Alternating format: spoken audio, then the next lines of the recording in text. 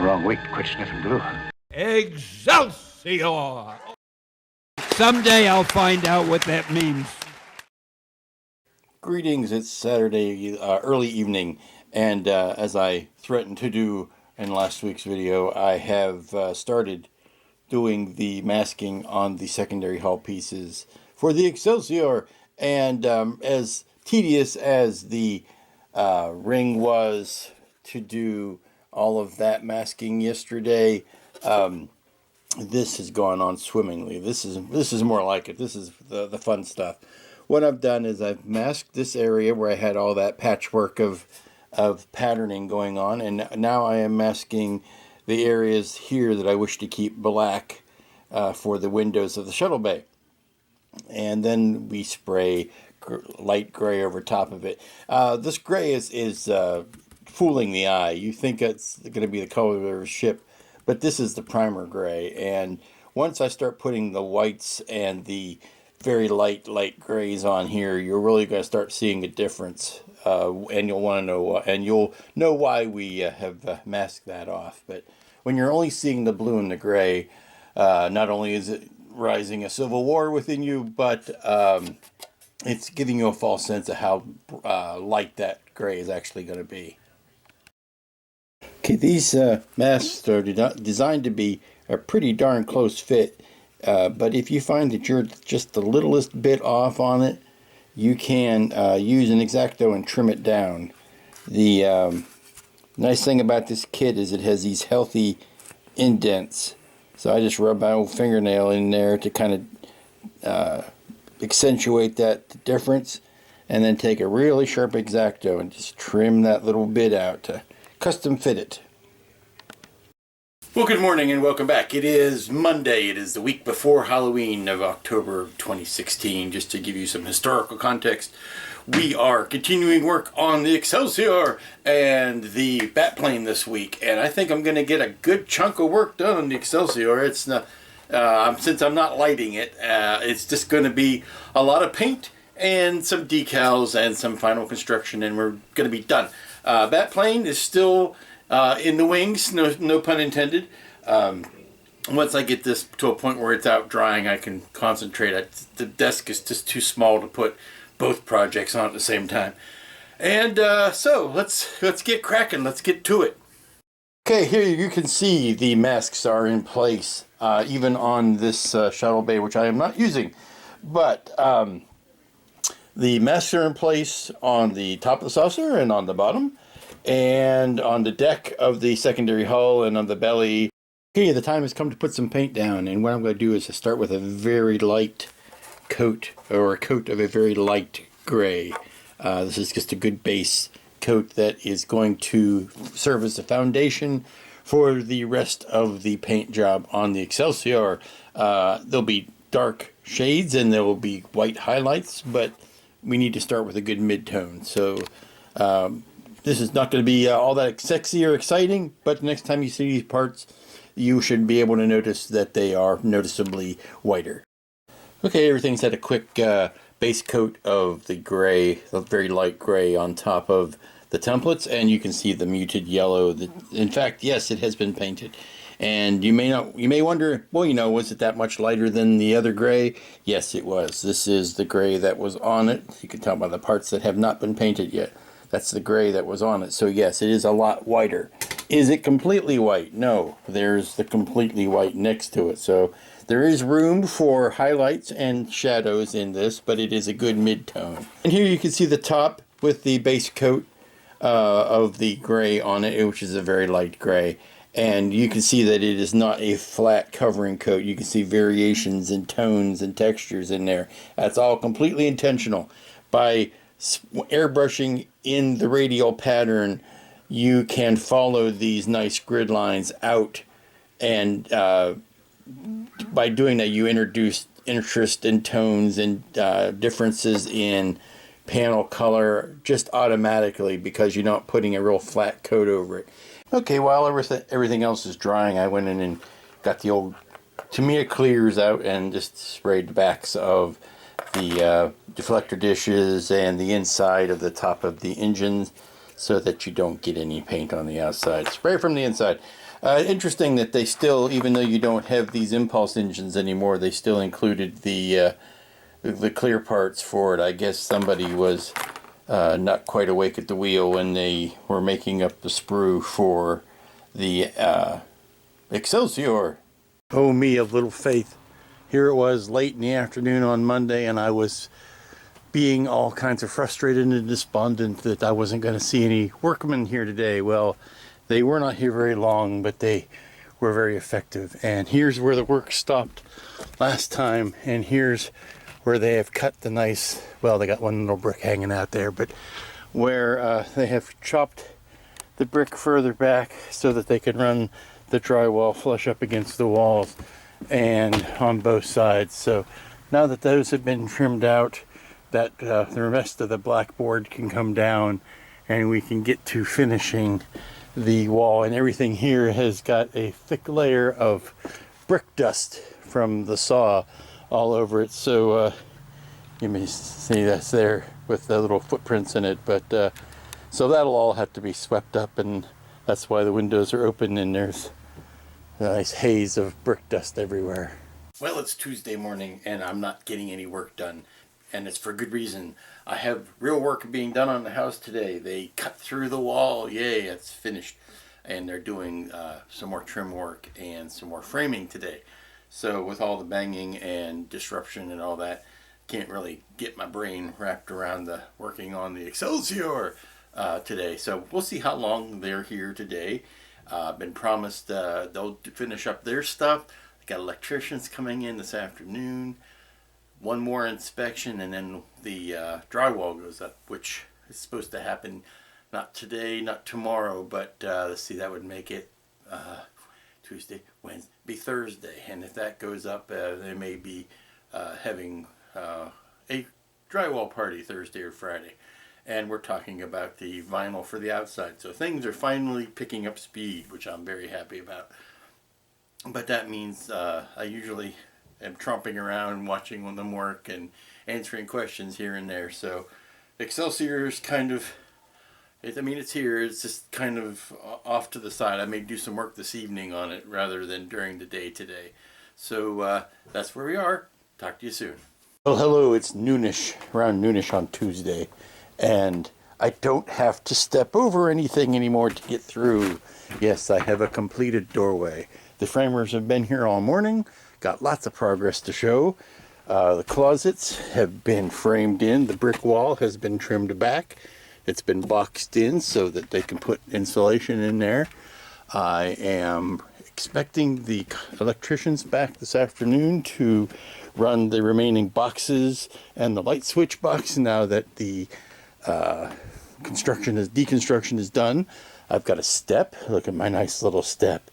And I've got a bunch of dust in here, and the contractor's gone to get his shop back so that we can, so you can see all that brick dust that was kicked up yesterday from cutting the bricks out. But everything has it's like the surface of Mars. I have a fine red powder on everything, so they're getting ready to clean all that up. But well, the electricians have come and gone, and now this wall is all properly wired. So now I am one inspection away from Drywall City. Yay! We still need to vacuum the floor, but all of the wiring has been completed, and I even splurged and had a couple of outlets put on the inside, either here and there, so as to increase my availability for electricity in this room, because I don't know exactly how it's going to be organized yet. Well, good noontime. It is Wednesday, and the last bit of insulation has gone in this morning. Now behind that is a bunch of sprayed in foam, expanding foam, to fill in the cracks between the new structure and the brick wall. So that's been nicely sealed in and boxed in with insulation. And there's some evidence of this type of sprayed insulation that was going in.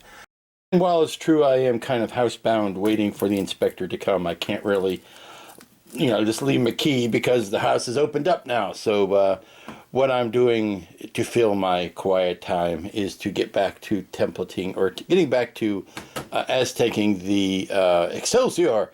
And today I'm going to do the shuttle bay and the secondary hull, and kind of steel my nerves up to do all of the stuff that needs to go on the saw. Okay, it's time to start doing the old painting template texture bit. And as you can see, I put down some pieces on the shuttle bay door and on this deck here. Just lay out some shapes that I'm going to protect the gray underneath. And I'm going to put a light coat of a lighter gray over top of that. And then we're going to go to town with these guys. That one you might recognize is pretty much your standard plating template. And then these ones have more of a circuitry look to them. And they work better for longer, skinnier areas. And they'll be more like this for the engines, but we'll get to that in a while.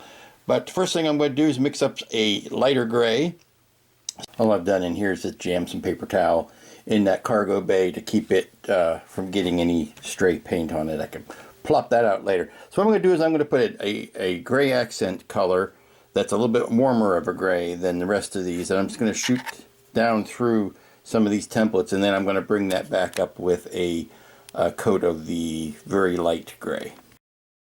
Okay, it really is as simple as just laying this down and trying to do this with both hands and just spraying a paint through it. Again, trying to keep the radialness of the center out to the edge, and then you just pick it up and you move it, and when you're done you have very subtle, depending on how you've mixed your colors, you have very subtle shading. Now you can go over that and you see how in the light it kind of disappears, but in other lights it comes back. And you go over this as many times as you like with as many different colors as you like to build up the color that you like, which is the whole reason I offer this as an alternative to wallpaper decals. Is you pick the colors, you pick the style, and you're not saddled with what the manufacturer thinks is the best pattern or the best colors for your ship. Looking on that back, I realized that I was not really having enough contrast in the paint to show you what I was talking about. So I added some darker gray to it and went ahead and just sprayed it, not randomly, but not all that methodically either. Tough to show you with one hand, but basically laying this down and spraying through it, moving it and spraying through it, moving it and spraying through it. See if I can do some here on the bottom to show you. Yes, a lot of people would be surprised to know I even own a tripod, but I do. And to show you what I was talking about, it's simple as this.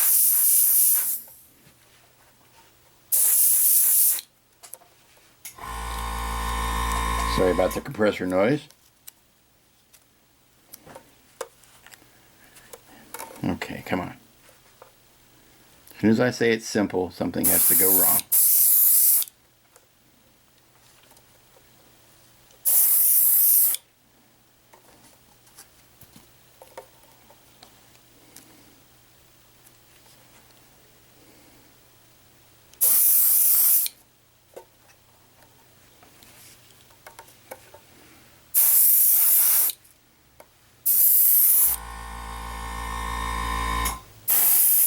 Suppose it helps if you're ambidextrous, but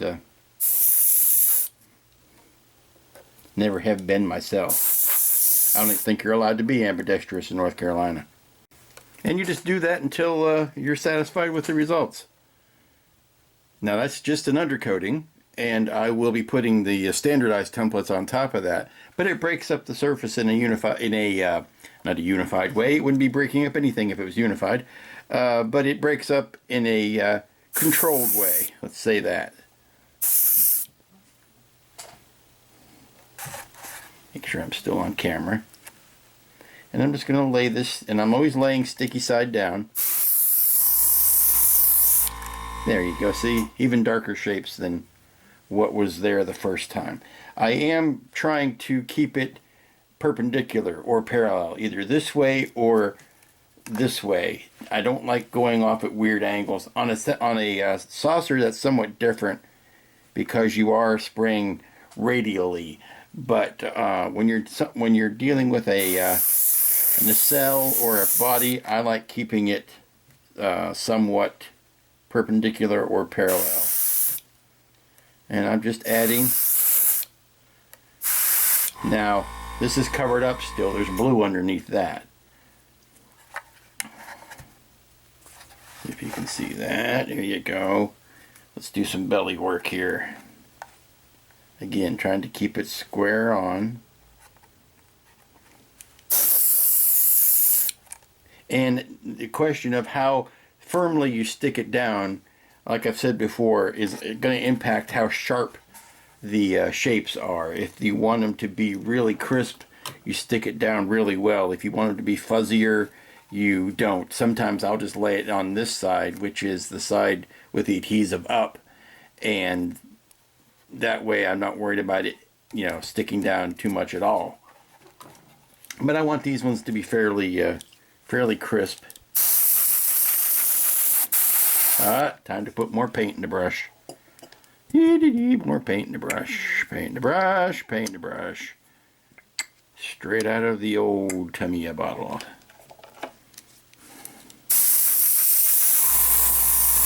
And just a light coat. You don't need to plaster it. You're doing more of that by adding on layers than you are by making any one layer that opaque. Straighten that out. Want it to be fairly.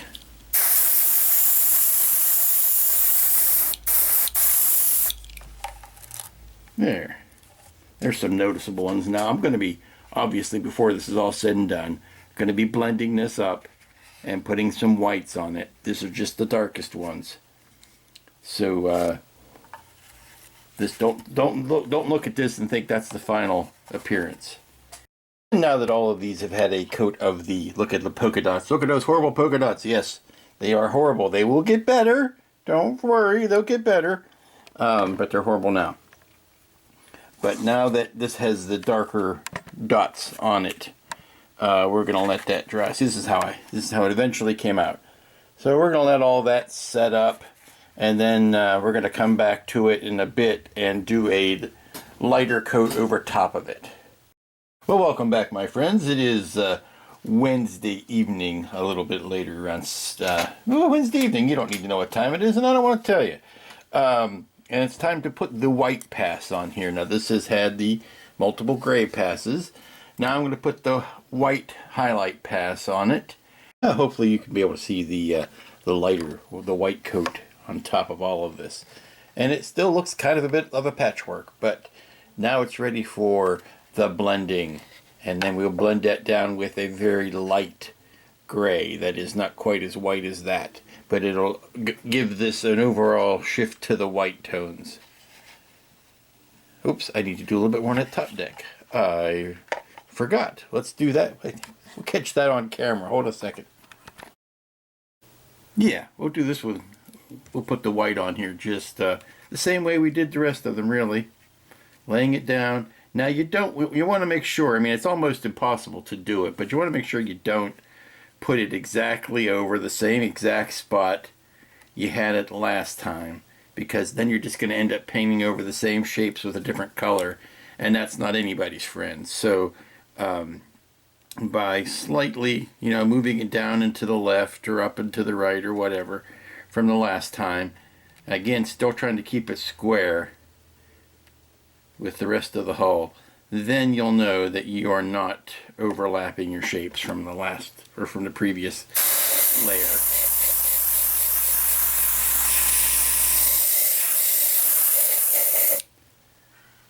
Hey, look at that, white shapes. We do a little bit over here.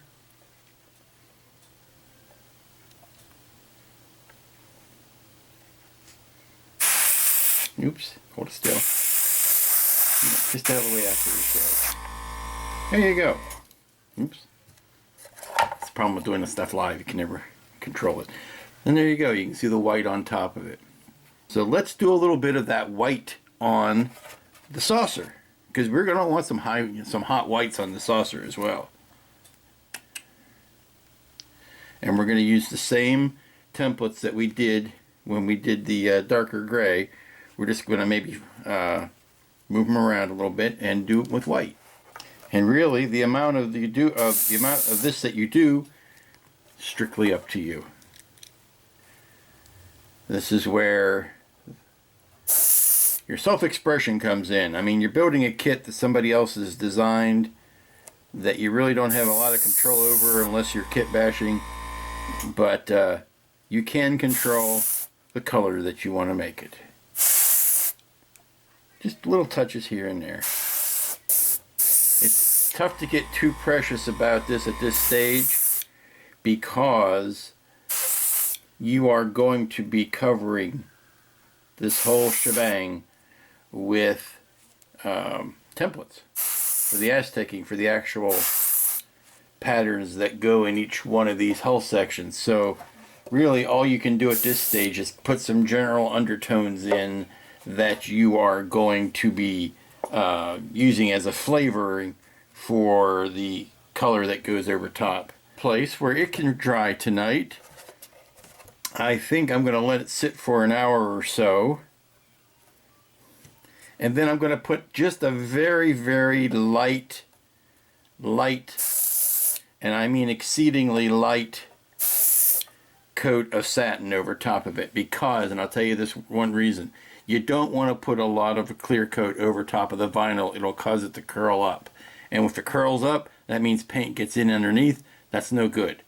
So what I'm going to do when I go to put the clear coat on is I'm probably going to block this, and I'm only really interested in putting the clear coat where the templates are going to go, because that helps adhesion. If it's a smoother surface, the vinyl will stick to it a little bit better. And believe me when I tell you, Johnny, let me grab it. When I tell you, Johnny, there is some tiny shapes here. I don't even know if you can see them all, but they're in there, and they're going to need all the help they can get sticking down to the hull, because they are so wee. They are so wee and they are so tiny. So this is ready to go. Put that over there. This is ready to go. And again, not going to be putting as much clear over the areas where there is templates, or are templates already. So that's ready to go. Let me hit the tops of these engine bits, fronts and backs, and we will be ready to oh, I gotta do maybe a little bit more white on that, but then we will be ready for the clear coat and pick it up tomorrow. While it's true these templates are way reusable, I've used just these three for all of the patterning I've done, texturizing I've done today. They will overnight shrivel up. Now this depends on what kind of paint you're using. I'm using Tamiya acrylics. If you use enamels, which I really don't recommend, because the enamel, the lacquer inside of the enamel, or the solvent inside the enamel will soften up this vinyl, and it's not the best. You can do it. I don't recommend it. I recommend using acrylics when using these vinyl templates, and even at that, they will curl up. These guys, because they've had painted on so many times, will curl up overnight. So do what you got to do with them in one day. As well, that's the rule of thumb I can say. You know, while you're sitting down at one evening, do everything you need to do. Now there are multiple copies of this in the template set, so if you run out, or if you mess up one, or if it gets wrinkled up, you can pick another one off the sheet and do the same thing. But like I said, I did everything with just these three. You might need to use more as you get more and more comfortable with the process, but don't count on using them for 2 days in a row. That's the word of advice I can give you. So, okay, just back from dusting the clear satin on here, and like I've said before, when you put a clear coat on, it really accentuates the colors, really brings them out. So you can see these are a lot deeper and patchier than they were before I sprayed them. So this dries overnight, and then we get to commencing on the tough stuff.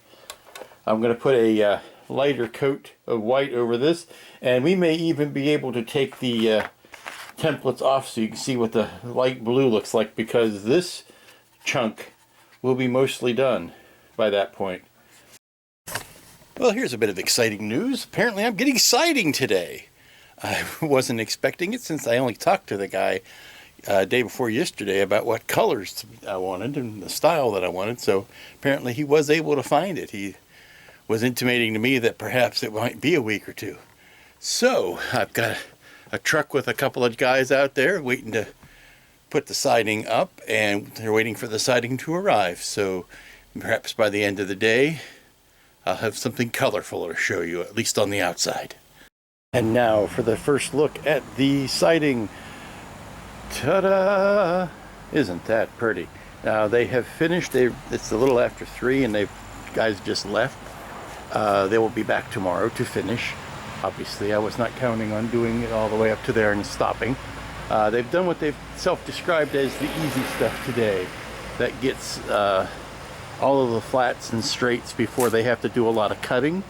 And they also need to put in the soffits and the trim around the eaves there, so that's going to be a lot of, they said, another all day tomorrow to get the cut-in work done and all the fiddly bits and measuring. So they did all the straight runs today, but you may notice that there are two different looks. This is more of a cedar shake look on this side, and on the back side it's your basic.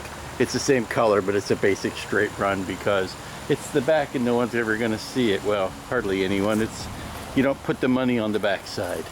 This is remarkably cheaper than the cedar shake design. So when you get a look like that out of it, I gotta say it's worth the extra money. I really like the look of that, and right up against that brick wall, party, party, party.